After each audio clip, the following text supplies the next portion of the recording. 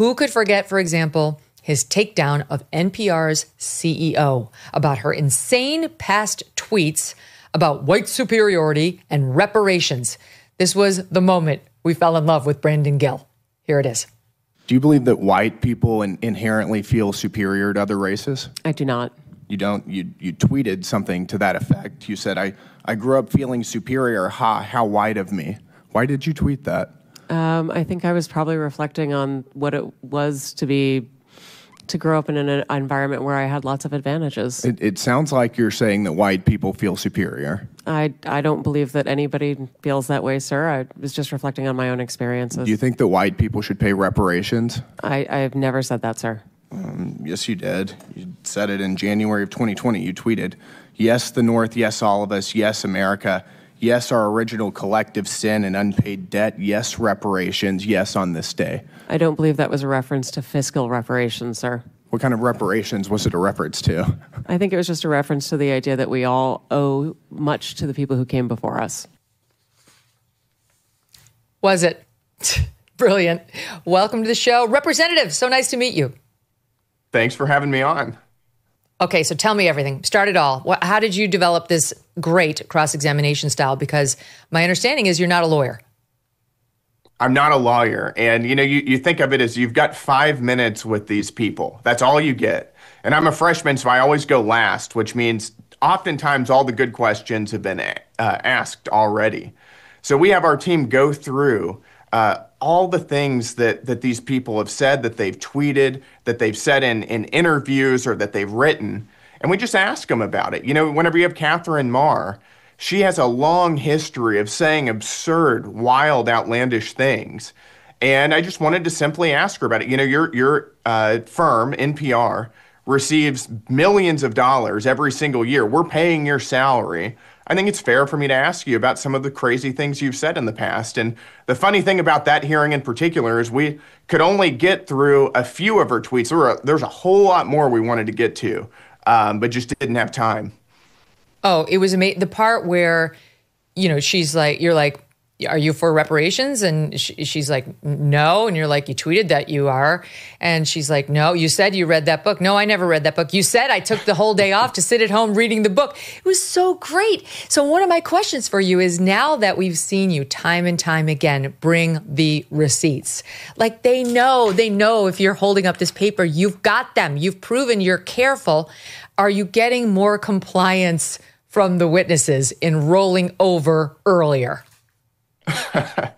I think that they know. I've noticed in the hearings now, you'll see the hostile witnesses, the ones the Democrats pick, kind of eyeing me before I go because they know something's coming at them now. But so many of these people have never been questioned on the crazy things that they believed. And Catherine Marr in particular, there was a time from about 2016 to 2022 or so, whenever the Black Lives Matter movement really blossomed, whenever anti-racism was a really popular thing, all of these far-left movements were in vogue. And all people like her had to do was just spout off these talking points, these nonsensical terms, whiteness, cisgender mobility privilege, demeaning white men in particular. And that's all it took for them to rise through the ranks of these utterly rotten left-wing institutions. And now all of that is coming home to roost because the American people can see how deeply sick this stuff is. And I think that we can't just let it pass. We've got to hold these people accountable. Yes, thank you for asking questions of them. You don't give them the floor, but you ask questions and get an answer and then impeach with the prior inconsistent statement. It's beautiful. It's what you learn how to do in law school when you're becoming a trial lawyer. But you're not a trial lawyer. You're the son of a rancher, right? In the Dallas area. Tell us about your childhood. That's right. I grew up in a cattle ranch in West Texas outside of Abilene. So grew up working cows, driving tractors and backhoes, building fence, doing everything you would expect to do on a 1,000-acre cattle ranch. Never became a lawyer. I worked in finance for a little bit professionally and then started a conservative media business that I ran prior to running for office. Never thought I'd be running this young at all, but had the opportunity and jumped in. But, it doesn't take a legal mind to expose these people. All it takes is their own tweets, the things that they put out on their own. And that's the crazy thing, is that whenever you just ask them, you said you believe in reparations, do you? Then I think they realize how nuts that is, and everybody else watching can see it too. Well, your other skill, obviously, given your background, is a lifetime of exposure to what actual bullshit looks like and smells like. You learn firsthand, and you know it when you see and hear it. Thank God for the rest of us. So there was an exchange just yesterday that we also enjoyed. This is the CEO of the National Council of Nonprofits. Before we show this, why was she there? What were you guys trying to dig into?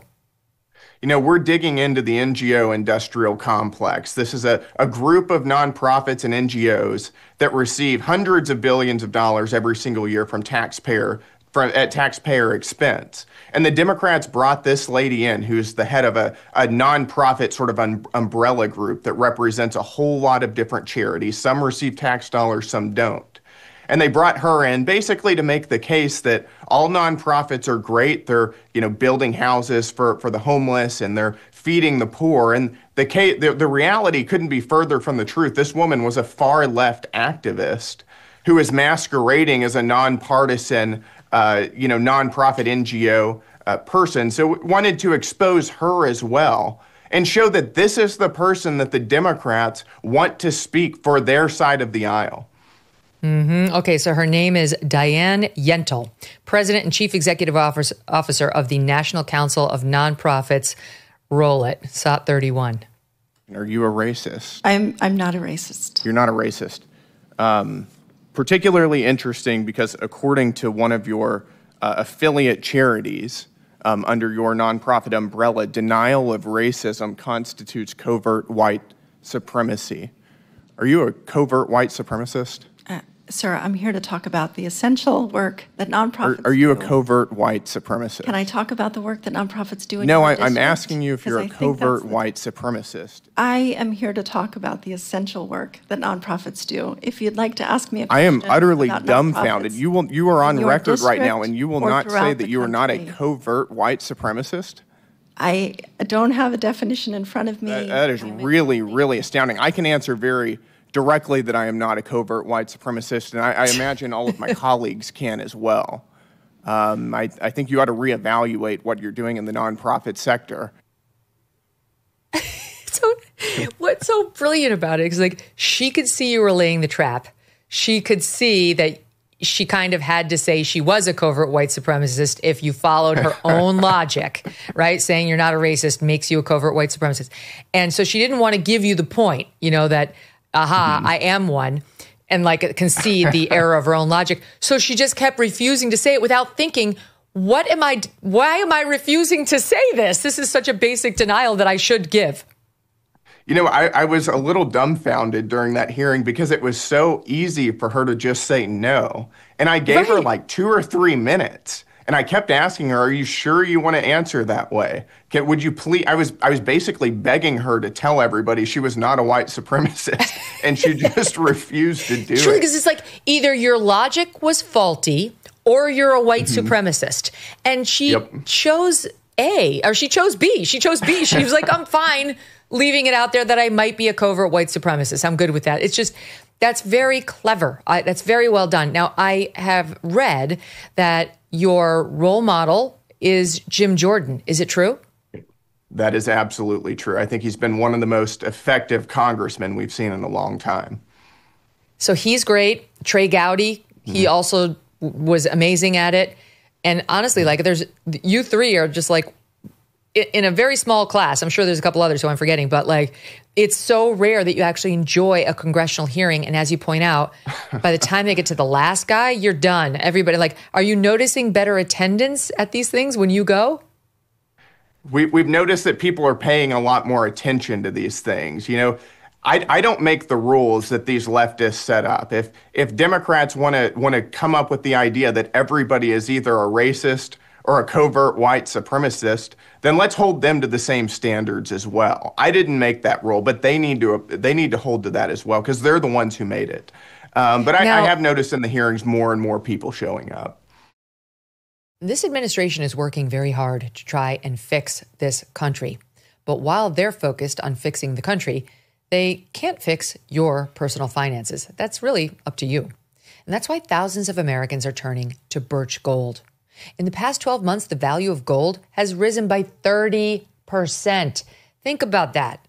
How's your stock market investment doing? Has it gone up 30%? Have you made 30% on your money? And demand is strong and it's growing. While reports are that the BRICS nations are actively working to challenge the US dollar as the world's reserve currency, that's not great. In other uncertain times, gold has offered peace of mind, and in these uncertain times, it does the same. Birch Gold makes it incredibly easy to convert your existing IRA or 401k into a tax-sheltered IRA backed by physical gold. Or if you prefer, you can buy gold to store in your own home safe. Just text MK to the number 989898, and Birch Gold will send you a free info kit on gold. There's no obligation, only useful information. With an A+ rating with the Better Business Bureau and tens of thousands of happy customers, take control of protecting your savings today. Text MK to the number 989898. Thanks so much for watching. If you like what you just saw, hit the subscribe button for more clips and full episodes.